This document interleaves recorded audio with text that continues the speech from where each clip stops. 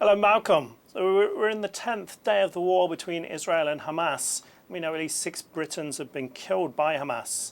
What did Rishi Sunak say in Parliament?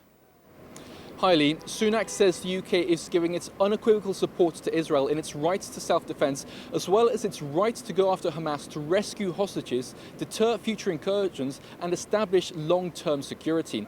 Now, as you mentioned, 6 British people have been killed by Hamas. They've been murdered by Hamas, with a further 10 who are missing and presumed and feared to be dead. Now, in total, 1,400 people have been murdered by Hamas, with a further 3,500 wounded, and now a total of nearly 200 taken hostages. Sunak says the UK will not engage in fighting, but will increase its presence in the area to secure stability. He says Hamas is trying to kill peace. Peace that was long fought for through the Abraham Peace Accords, landmark agreements that are seeking to normalise relations between Israel and the Arab nations. And he says that the UK's long-term view is to secure that peace and to ensure a two-state solution between the Israelis and the Palestinians.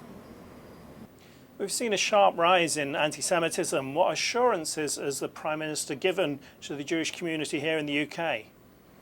Sunak says he stands with the British Jewish community, and he's called Hamas's attack an atrocity and an existential strike on Israel as a nation. Now, he says that he's sickened by the rise of anti-Semitism as well, and he said this earlier at a Jewish school. I'm determined to ensure that our Jewish community is able to feel safe on our streets, that there is no place in our society for anti-Semitism, and we will do everything we can to stamp it out, and where it happens it will be met with the full force of the law. Sunak has also offered his support to the Muslim community here in the UK. He says Hamas is using the Palestinians as a human shield, that the Palestinians are the victims of Hamas, and that he continues to call on Israel to avoid harming civilians.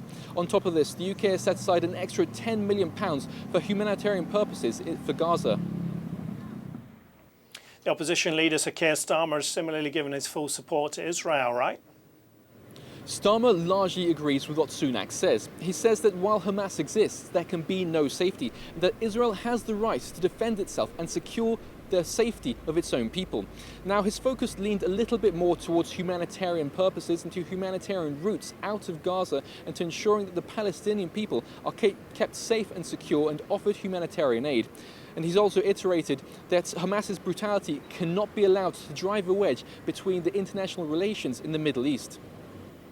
The BBC has refused to use the term terrorist to describe Hamas. What has Downing Street said about that? Downing Street has said there's no restrictions, no impartiality restrictions, no Ofcom restrictions on the BBC calling Hamas a terrorist organisation. It's simply a legal term, so it's an accurate description to call them a prescribed terrorist organisation.